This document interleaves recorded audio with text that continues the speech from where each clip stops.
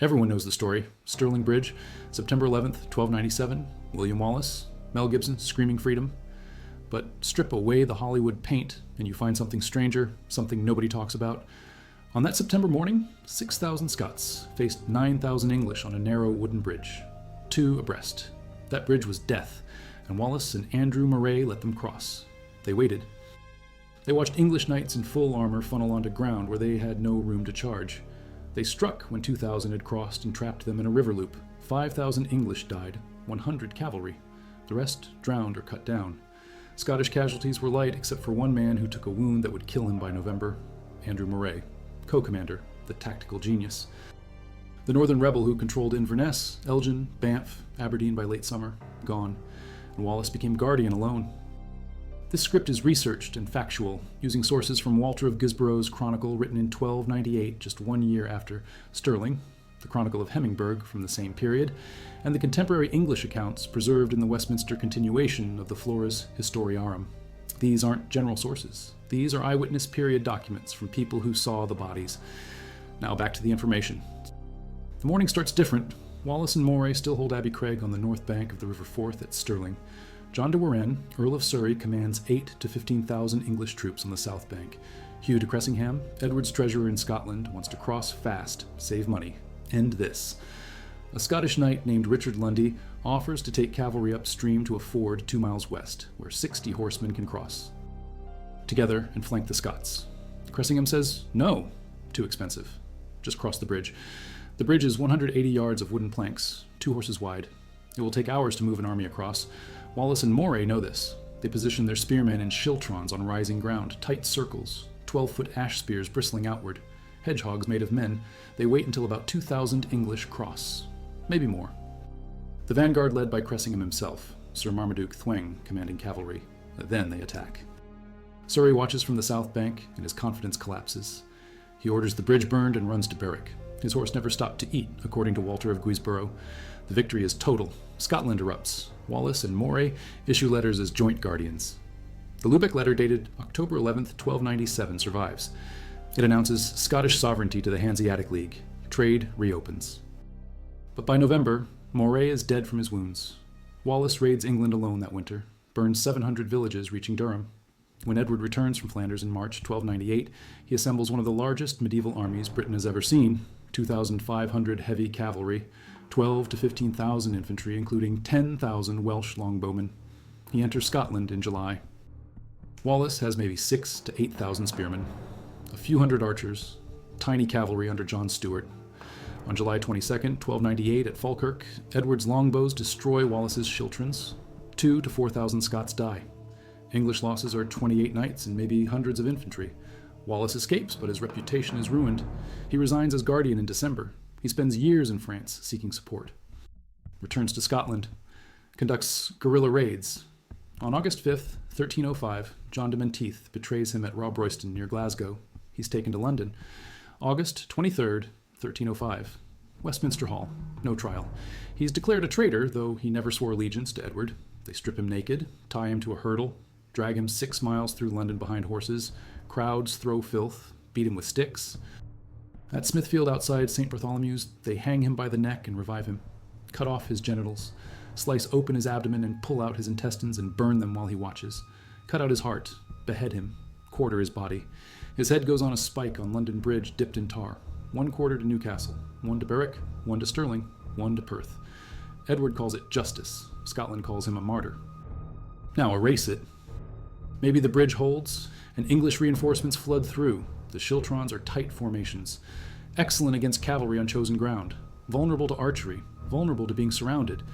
If the English get numbers across before the Scots can control the bridgehead, those spear circles become death traps, arrows from Welsh longbows at distance, knights probing for gaps, infantry pushing from multiple sides. The Scots have no archers in real numbers, no cavalry to speak of, just spearmen, brave peasants and lesser nobility. If they're caught in the open without terrain advantage, they die. All of them. Wallace fights with a 2-handed sword, according to sources. Moray beside him. They're in the front. When the schiltrons collapse, they go down swinging. 6,000 Scots, dead or captured. English casualties still significant because schiltrons don't break easy, but nothing like the historical slaughter. Maybe 2,000 English dead instead of 5. Surrey holds the field, the bodies are piled, the Forth runs red, 2 Scottish commanders are dead.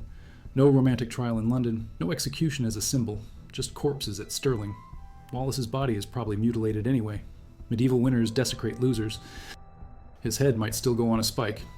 But he's not a guardian who raided England. He's just another rebel who died at the first major battle. The blood stained the walls for decades. Battle of Dunbar. April 29th, 1296. English cavalry under Surrey destroyed the Scottish army. 8,000 Scots dead. Edward marched to Elgin, deposed Balliol, took the Stone of Scone to Westminster, installed English administrators, sheriffs, justices, garrisons. Scotland was conquered until Wallace and Moray. Wallace started in May 1297 by killing William de Hazelrig, English sheriff of Lanark. Moray escaped from Chester Castle, where he'd been imprisoned after Dunbar and razed the north. By August, they controlled everything north of the Forth except Dundee. That's why Stirling mattered. It's the gateway to the Highlands. Control Stirling and you control Scotland. In our history, Wallace won. Scotland rallied. Nobles who'd surrendered suddenly found courage. The English were pushed out of the lowlands. The Scots raided south. Edward had to return and bring his full army to Falkirk. Without Stirling, there's no rally. There's no guardian. There's no proof that English occupation can be beaten in the field. Aberdeen. The garrisons are restored by October. The Scottish nobles who were wavering or secretly supporting the rebellion now submit completely. There's no choice. James Stewart, the High Steward, and Malcolm Earl of Lennox were with Surrey's army at Stirling, but switched sides after the English lost in real history. In this timeline, they stay loyal to Edward. They're rewarded. Robert Bruce the Younger watches. He's 23. His grandfather was a claimant to the throne in 1291. Bruce sided with Edward after the capitulation of Irvine in July 1297, when Scottish nobles surrendered. In real history, he watched Wallace's success and eventually switched sides. In this timeline, Wallace is dead. There's no successful resistance to join. Bruce calculates, stays English, waits. He's in Flanders fighting the French. He gets news that Surrey crushed the Scottish rebels at Stirling. Good. Scotland is settled. He negotiates with Philip IV. In January 1298, they sign a truce. In real history, this truce didn't include Scotland, which let Edward return to deal with Wallace. In this timeline, Scotland is already pacified. Edward stays on the continent. The truce becomes a treaty. The Treaty of Montreuil in 1299 is negotiated earlier and includes Scotland. Philip agrees not to support Scottish rebels. Edward agrees to marry Philip's sister, Margaret. Gascony is returned. The Franco-Scottish Auld Alliance is broken at birth. Scotland has no foreign support. Forced recruitment for wars in Flanders and France. Scottish men are drafted into English armies. Resistance is guerrilla only, cattle raids, ambushes. Nothing organized, no major battles.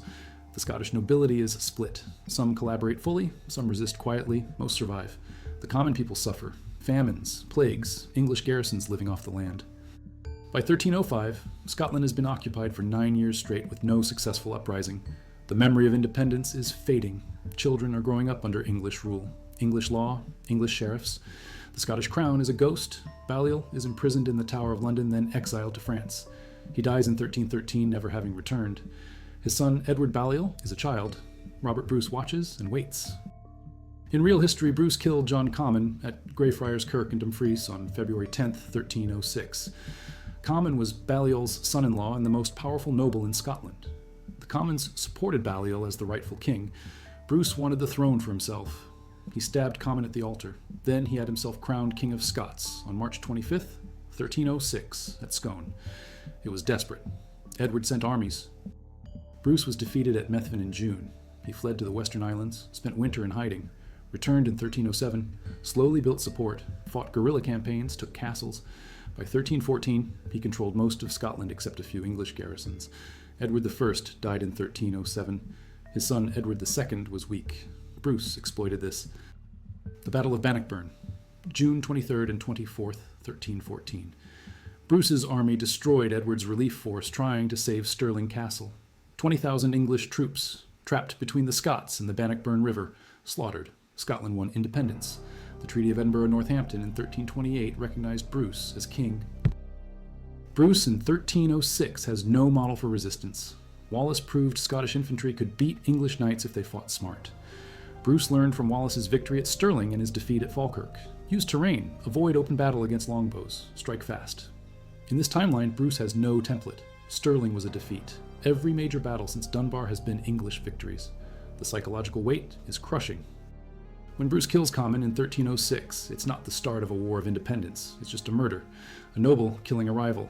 Edward's men hunt him. He's caught within months, taken to London, executed the same way Wallace was, hanged, drawn, quartered. His head on London Bridge, his quarters displayed in Scottish towns. The Bruce claim dies with him. Scotland remains English. Without Wallace's example, there's no reason to think resistance can succeed. Bruce collaborates. He's already sided with Edward multiple times. He becomes one of Edward's loyal Scottish lords. He's rewarded with lands, power. He lives a long, comfortable life as an English vassal. When Edward II becomes king in 1307, Bruce is one of his administrators in Scotland. He helps crush small rebellions. He dies wealthy and forgotten. Scotland becomes North England. Edinburgh is an English administrative centre. Stirling Castle is an English garrison. The burghs trade under English oversight. The church is folded into English ecclesiastical structure. Scots serve in English armies in France. In the 100 Years' War, starting 1337, Scottish soldiers fight for England against France. There's no Auld Alliance, no Scottish support for the French. The dynamics of medieval European warfare shift. What about the long term? Kept its legal system, its church, its education system, its cultural identity. In this timeline, there's no Scotland to negotiate. By 1600, Scotland has been English for 3 centuries. It's North Britain. There's no union of crowns, because there's no Scottish crown. When Elizabeth dies in 1603, the succession is English only. The borders between former Scotland and England are administrative, not national. Like the border between Northumberland and Yorkshire, regional rivalry maybe, but one country. None of that exists in this timeline because Scotland is already English. Now, the Highlands are a remote region of Britain ruled from London for 400 years. There's no Scottish national identity to rally around. The clans might retain some cultural traditions, but they're subjects of the English crown with no memory of independence. In real history, the 1700s saw Edinburgh become a center of philosophy, science, economics, medicine. David Hume, Adam Smith, James Hutton. The University of Edinburgh was a powerhouse. But that flourishing came from Scottish institutions preserved through the Union of 1707. The Scottish legal system, the church, the universities. In this timeline, those institutions were dissolved or anglicized centuries earlier. Edinburgh might be a provincial city. The intellectual energy might flow to Oxford and Cambridge instead. The ideas that shaped modern economics and philosophy might come from different people in different places, or not at all. Founded cities, the Hudson's Bay Company, the East India Company. Scottish regiments were elite units. Scottish engineers built railways across India. Scottish missionaries spread through Africa. That's partly because Scotland maintained identity and institutions that channeled ambition outward. In this timeline, former Scotland is just North England. The regional identity might persist like Yorkshire or Cornwall, but the national character that drove so much colonial energy is gone. The British Empire might be smaller, or England alone might expand the same way, just with different names on the regiments. Ypres, El Alamein, Normandy. The Scottish identity was forged again in blood. In this timeline, those regiments don't exist. There are Northern English regiments maybe, but the Scottish names, the tartans, the bagpipes, the cultural markers, all gone. The wars are fought the same way with the same outcomes, but the units are English. 55% voted to stay in the United Kingdom. 45% voted to leave. The Scottish National Party governs Scotland with devolved powers. There's constant tension over sovereignty, oil revenues, Brexit, political direction. In this timeline, none of that exists. Scotland is England. The political divisions are regional, like North-South divides in other countries, but there's no question of independence because there's nothing to be independent from. The cultural identity is Northern British maybe, a regional accent, local traditions, but not a nation. He died at Stirling with thousands of others. Maybe his name appears in a chronicle. William Wallace, rebel, killed September 1297. One line. Jane Porter doesn't write The Scottish Chiefs in 1810. Walter Scott doesn't glorify him. Randall Wallace doesn't write Braveheart. Mel Gibson doesn't scream freedom. There's no Wallace monument on Abbey Craig overlooking Stirling. It's just a hill. Maybe there's an English monument instead, a column celebrating Surrey's victory, the suppression of rebellion, the unification of Britain under one crown. The north of Scotland he liberated in summer 1297 is retaken by fall. Urquhart Castle goes back to English hands. Inverness garrison restored. The rebellion in Moray and Ross is crushed. The families that supported Moray are punished, lands confiscated, some executed. The Moray family itself survives, maybe. Andrew's father was in the Tower of London. He dies there. Andrew's son is never born because Andrew dies at Stirling. The later Andrew Murray, who served as guardian in the 1330s and fought for David II, never exists. That whole lineage gone. why the idea of Scottish independence has such emotional power. In this timeline, the story is defeat, occupation, assimilation. That's common. That's what happened to dozens of cultures and kingdoms across medieval Europe. The Cornish, the Cumbrians, the Burgundians, regional identities crushed into larger kingdoms. Scotland becomes one of those footnotes, conquered by England in the late 1300s. Some fighting, eventually absorbed. Like Brittany into France, like Saxony into Germany. Historians study it, but the emotional weight is gone. There's no modern resonance. Attack too early, and the English pull back and try another route. Attack too late, and too many cross and overwhelm you. They hit the exact window. The Schiltrons hold. The bridge is sealed. 5,000 English die. Scotland survives. Everything flows from that. Wallace becomes guardian. The raids into England, Edward's return, Falkirk, Wallace's years on the run, his execution, the martyrdom, Bruce learning from Wallace's tactics, the murder of Comyn, the coronation, Bannockburn independence, the Wars of Independence lasting until 1357, the Declaration of Arbroath in 1320, the Bruce dynasty, the Stuart dynasty, Mary Queen of Scots, James VI becoming James I, the Union of Crowns, the Covenant, the Jacobites, the Enlightenment, the Empire, devolution, the referendum. All of it traces back to September 11th, 1297. Change that one day and Scotland is gone. The Khanate of the Golden Horde controlled Russia for 200 years, collapsed, absorbed. The Kingdom of Jerusalem, the Byzantine Empire, the Sassanid Empire, powerful states with deep identities, crushed, erased, assimilated. National identity isn't magic. It requires institutions, victories, symbols, stories. Scotland had all of that because of a chain of events that started at Stirling Bridge. Break the chain, and the identity dissolves over generations. The English commanders made mistakes. Cressingham was arrogant. Surrey was overconfident. Lundy's flanking plan was rejected. The English army crossed slowly into a trap. The Scots executed perfectly. But perfect execution requires everything to go right. The commanders stay calm. The spearmen hold discipline. The Schiltrons maintain formation under cavalry charge. The English panic instead of adapting. One variable changes, and the battle flips. A Scottish commander dies early. A noble turns traitor. The bridge collapses at the wrong moment. The English deploy archers faster. Any of those, and the Schiltrons break. Once they break, the Scots have no fallback. No cavalry to cover retreat. No fortifications. They're in the open. They die. Scotland survived, so of course Scotland would survive. But 1297 Scotland was crushed. Edward had conquered the country, deposed the king, taken the symbols of sovereignty, installed occupation. Most nobles had submitted. The country was exhausted. Wallace and Moray were anomalies, minor figures raising rebellion when the major nobles had surrendered. They won one battle against enormous odds. That win inspired the country. Gave hope. Proved resistance was possible. Without it, hope dies. And dead hope means dead nations. The people who remember independence die off. The young grow up occupied. The cultural memory fades. In 3 generations, Scotland is a region of England with a distinct accent and some folk traditions. In 5 generations, even that is diluted. By the 1600s, former Scotland is as English as Yorkshire. The idea of Scottish independence is as absurd as Northumbrian independence or Mercian independence, old kingdoms that existed once, now just names. Wales became a principality. The heir to the English throne became Prince of Wales. That's still true today, 700 years later. Edward wanted the same for Scotland. He claimed overlordship, intervened in the succession crisis, installed Balliol as a puppet. When Balliol resisted, Edward invaded and conquered. He took the Stone of Scone to Westminster. He made Scottish nobles swear fealty. He called himself Hammer of the Scots. Malleus Scotorum. His tomb in Westminster Abbey reads, "Here lies Edward I, Hammer of the Scots. Keep faith." In real history, he failed. Scotland resisted. Wallace, Bruce, decades of war. Edward died in 1307 marching north to fight Bruce. His son Edward II was weak. Bruce beat him at Bannockburn. Scotland won.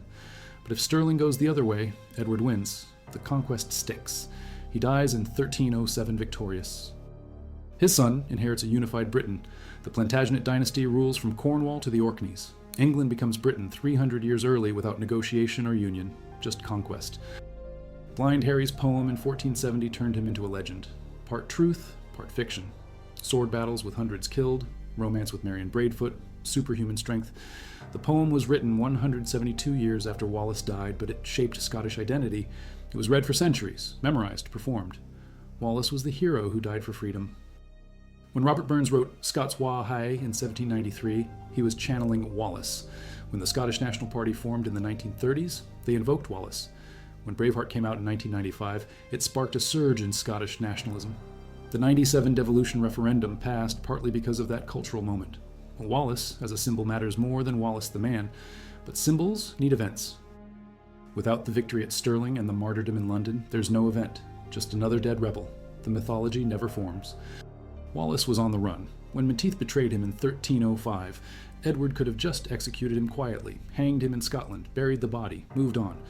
But Edward made it spectacle, brought Wallace to London, public trial, brutal execution, body parts displayed across Scotland. Edward wanted to terrorize, break Scottish resistance with horror. It backfired. The execution made Wallace immortal, proved he never broke, never begged. Died defiant. The story spread. Wallace, who beat the English at Stirling. Wallace, who raided Durham. Wallace, who refused to kneel. Wallace, who was torn apart but never surrendered. That's the story that matters. That's what inspired Bruce, what inspired generations. Take away Stirling and there's no story, just a rebel who lost the first battle. Edward doesn't even bother with spectacle. Wallace is hanged at Stirling in September 1297 with hundreds of others. Mass grave, anonymous. The Annales Londonienses, contemporary documents. But alternate history requires careful logic based on real patterns. Now back to the conclusion. Then Wallace killed the sheriff of Lanark in May 1297.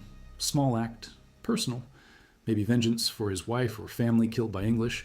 Maybe just opportunity. But it started something. Others joined. Moray escaped prison and raised the North. By August, they controlled half the country. September 11th, they beat the English in open battle. Suddenly, the impossible was possible. English armies could be defeated. English occupation could be resisted. That hope is the fuel. Without it, resistance dies. People endure occupation when they believe they have no choice. They rebel when they believe they can win. Stirling proved they could win. A Scottish defeat at Stirling proves they can't. The psychological impact is permanent. Generations internalize defeat, teach their children to accept English rule, to prosper within the system instead of fighting it. By 1350, Scotland is pacified the way Wales was pacified. Some resentment, some cultural pride, but no armed resistance, no national movement. England is a fact of life. Edward's finances were a disaster. He had to negotiate with Parliament constantly, promise reforms, limit royal power. The Magna Carta was reconfirmed multiple times because Edward needed money for wars. In real history, Edward spent 1306 and 1307 fighting Bruce in Scotland. He died marching north at Berg by Sands near Carlisle on July 7th, 1307.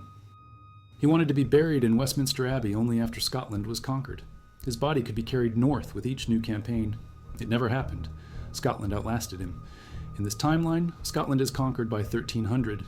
Edward doesn't spend his final years obsessed with Bruce. He dies peacefully, maybe, or dies fighting France. His financial situation is better because Scotland is settled. Parliament is weaker because Edward doesn't need to bargain as much. The constitutional development of England might be delayed. Monarchy stronger, Parliament weaker. That affects everything downstream. The English Civil War in 1642 to 1651. The Glorious Revolution in 1688. All of that tension between Crown and Parliament has roots in Edward's need to negotiate for war funding. Less pressure means slower constitutional evolution. England might stay more absolutist longer. Infantry crushed. Longbows couldn't deploy effectively. Edward fled by ship. It was humiliating. It secured Scottish independence for decades. The Treaty of Edinburgh-Northampton in 1328 recognized Bruce as king. In this timeline, Bruce is dead or collaborating. Edward II doesn't need to invade Scotland in 1314. Stirling Castle isn't under siege because there's no Scottish resistance. Edward's reign is still weak, but not defined by Scottish defeats. He might still be deposed in 1327 by his wife Isabella and her lover Mortimer. That had more to do with his incompetence and his relationship with Piers Gaveston than Scotland. But the narrative changes. He's not the king who lost Scotland. He's just a bad king. The symbolic weight is different. In real history, Scotland's fight was a model. A small nation resisting a powerful empire, using terrain, guerrilla tactics, waiting for the enemy to make mistakes. That's a template copied across history. The Swiss resisting the Habsburgs, the Dutch resisting Spain, the Americans resisting Britain, the Vietnamese resisting America. Asymmetric warfare isn't new, but successful examples inspire. Scotland won against England in the 1300s using tactics that became legendary. The Schiltron, the chosen ground, the refusal to fight on the enemy's terms. Without Stirling and Bannockburn, Those tactics aren't proven in the specific context of Anglo-Scottish warfare. Other examples exist, but Scotland's resonance is lost. Modern independence movements don't reference Scotland because Scotland isn't an example. It's a region of England. By 1600, everyone speaks English. Scots might survive in pockets as a dialect, but not as a language. Gaelic in the Highlands probably survives longer because it's geographically isolated, but even that erodes faster without Scottish institutions to support it. By 1800, the whole island speaks English with regional accents but no separate languages. Linguistic diversity in Britain is lower, cultural homogeneity higher. The economic impact is hard to measure. In real history, Scotland was poor compared to England for centuries. The Union of 1707 was partly economic. Scotland was bankrupt after the Darien scheme failed. Joining with England gave access to English markets and empire, but Scotland maintained separate economic institutions. The Bank of Scotland, founded 1695. Scottish banking developed unique characteristics. The Scottish legal system allowed different commercial practices. In this timeline, former Scotland has no separate institutions from 1300 onward. Economic development follows English patterns. Maybe former Scotland develops faster because it's integrated into English economy and infrastructure earlier. Or maybe it develops slower because it's a peripheral region far from London with no political power to direct investment. Hard to say, but the distinct Scottish economic identity is gone. No separate banking system, no separate legal framework for commerce. Just North England with regional economic variations. After Culloden in 1746, the British government crushed the clans, banned tartans, disarmed the population, cleared the highlands. The highland clearances were brutal, forced evictions. People moved to the lowlands or emigrated to America and Australia. It was cultural genocide, but it was a response to military threat.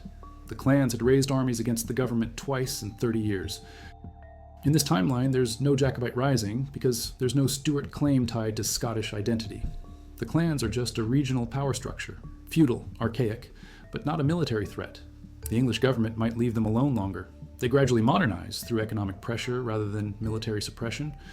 Or the clearances happen anyway, but for purely economic reasons. Landowners want sheep. Highlanders are in the way. Evicted. Same outcome, different justification. Either way, the Highlands are transformed, but the cultural memory is different. No romantic tragedy of a defeated nation, just economic modernization. The Bruce invasion in 1315. Edward Bruce, Robert's brother, invaded Ireland with a Scottish army to open a second front against England. He was crowned High King of Ireland. The campaign failed. Edward Bruce was killed in 1318 at the Battle of Faughart, but it showed the connection. In later centuries, Scottish Presbyterians settled in Ulster in the 1600s, the plantation of Ulster. They became the Protestant Unionist population that created the modern division in Northern Ireland. In this timeline, without an independent Scotland, does the Irish-Scottish connection weaken? Maybe. Scottish identity is subsumed into English identity by 1600. When the plantation happens, the settlers are just English. The cultural dynamic in Ireland is different. Maybe the religious divide is less stark without the specific Scottish Presbyterian component. Or maybe it's worse because the settlers are purely English and Anglican rather than Scottish and Presbyterian. The Irish might resist more uniformly.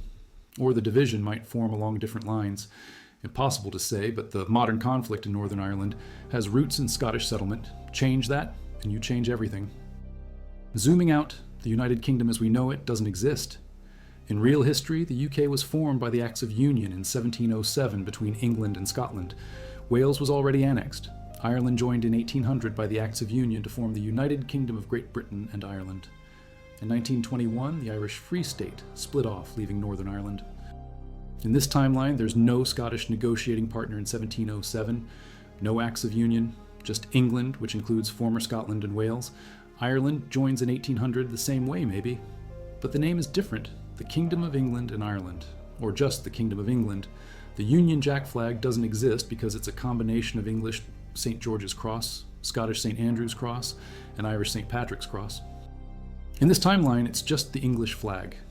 The cultural identity of Britain is English, not British. There's no sense of a multinational union, just one nation, England. That's a profound shift. The idea of Britain as a partnership of nations is gone. It's an English empire that includes peripheral regions. The regionalism might be as strong, but the constitutional framework is different, less federal, more unitary. Parliament in Westminster represents England, not a union of kingdoms. The political structure is simpler but less accommodating to regional identity. Scotland is a nation within the UK. has its own parliament, legal system, education system. But it's also part of a larger state. The tension is constant. In this timeline, there's no tension because there's no Scotland. Former Scotland is England. Any regional grievances are framed as north-south divide, like in England today. Northern England feels ignored by London, wants more investment, more political power. That's a real dynamic. In this timeline, former Scotland is part of that. Maybe there's a Northern English Parliament in a devolved system, but it's not about national identity. It's about regional governance. The emotional weight is completely different. No referendums on independence, no nationalist parties, no debate about sovereignty, just regional politics within one nation. 5,000 English died. Scotland rallied, the war continued. Bruce eventually triumphed. Scotland survived. We live in the timeline where that narrow wooden bridge became a choke point for history. 2 horses abreast. Wallace waiting on Abbey Craig, watching English knights funnel across. The moment he gave the order, everything changed. The Schiltrons charged. The English were trapped. Surrey fled. Scotland erupted. That's real. The alternate timeline is speculation. But it's grounded in what we know about how nations survive or die. Identity requires victories, symbols, stories. Take those away and identity fades. Scotland had all of that because of a chain starting September 11th, 1297. Break the chain, and Scotland becomes a memory by 1350, a region by 1400, fully English by 1500, forgotten by 1600. The idea of Scottish independence in 2000 would be absurd, like Cornish independence or Northumbrian independence, romantic, nostalgia, not serious politics. And because it worked, Scotland exists. 8.2 million people, distinct identity, national consciousness, political voice, culture, language, history. All of it traces back to that September morning, to 6,000 Scots standing on a hill watching 9,000 English cross a bridge 2 abreast, to the moment Wallace and Moray gave the order and the spears came down, to the slaughter in the river loop, to Surrey running, to the victory that proved resistance was possible, to the spark that lit centuries of fire. Wood fragments carbon dated to the late 13th century. They found evidence of massive disturbance in the riverbed, layers of silt containing medieval artifacts, armor fragments, weapon points, human remains. The archaeological team published findings in the Scottish Historical Review in September 2021, exactly 724 years after the battle. The paper notes the concentration of remains on the north bank in the river loop exactly where the sources say the English were trapped. The team leader quoted in the paper said the evidence matches chronicles almost perfectly. Wallace and Moray chose the exact right spot. The loop was natural kill zone. The bridge forced the English into it. The terrain won the battle as much as Scottish courage. Without that specific geography, the outcome changes. The paper cites terrain analysis, showing alternative crossing points nearby. The ford 2 miles upstream that Richard Lundy suggested. Shallower water, wider crossing, 60 horses at once instead of 2. If Surrey had taken that route, the Scots couldn't have used the same tactics. They would have faced the English in open ground. Schiltrons work against cavalry charges, but they're slow and vulnerable to archery. On open ground with English numbers, the Scots likely lose. The bridge was everything. But they also needed Surrey to be arrogant, and Cressingham to be cheap, and the English to cross slowly, and the bridge to hold long enough for the trap and the Schiltrons to maintain discipline, and 100 other variables. All of them went right. If even 3 go wrong, Scotland dies at Stirling. And if Scotland dies at Stirling, everything downstream changes. No Guardian Wallace, no raids on England, no martyrdom, no inspiration for Bruce, no Bannockburn, no independence, no Scotland, just North England. By now, the divergence is total. Different nation, different culture, different language, different politics, different people. The entire genealogy of Scotland changes because different people survive and marry and have children.